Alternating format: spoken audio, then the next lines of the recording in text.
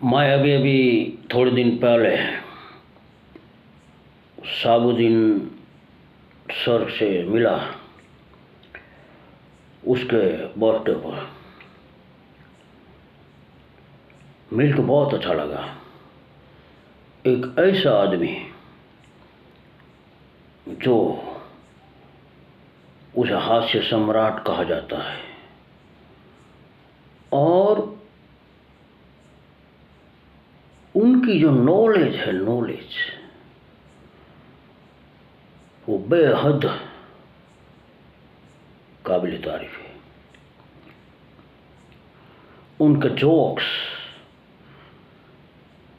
हर हमेशा गुजराती में होते हैं, लेकिन मैं एक प्रयास करता हूं कि इसको हिंदी में कहूं। एक बार जादू जी नामक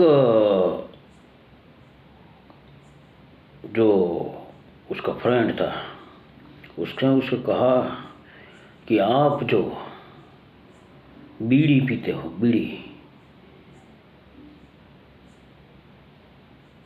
वो एक धीमा जहर है।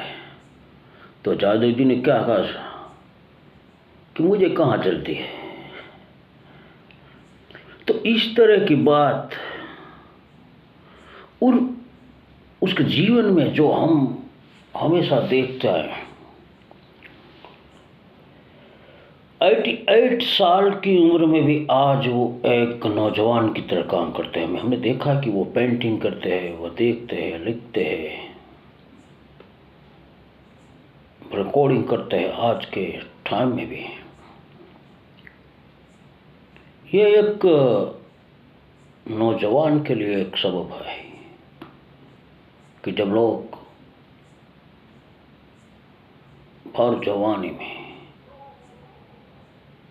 कहते हम थक गए, लेकिन एक ऐसे आदमी जो कहते हैं कि हम थकने वाले नहीं हैं, वो हमेशा कहते हैं कि आयु, जो गुजराती में कहते हैं कि अवस्था आंबी गई, तो એનો કહેવાનો અર્થ એટલો જ છે કે અવસ્થા ક્યારે આંબી જાય? જ્યારે અવસ્થા ગતિમાં હોય અને તમારી ઉંમર પણ ગતિમાં હોય,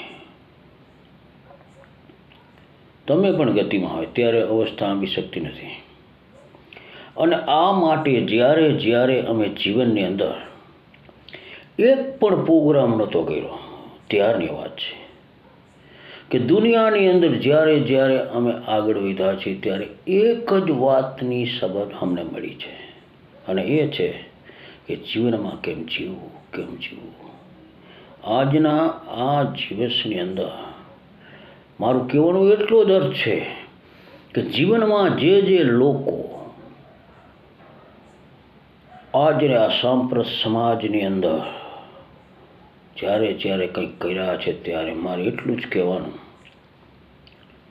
કે આ વ્યવસ્થાની અંદર જ્યારે જ્યારે આપણે કાઢશું કરશું, ત્યારે બહુ પણ દુઃખ થશે।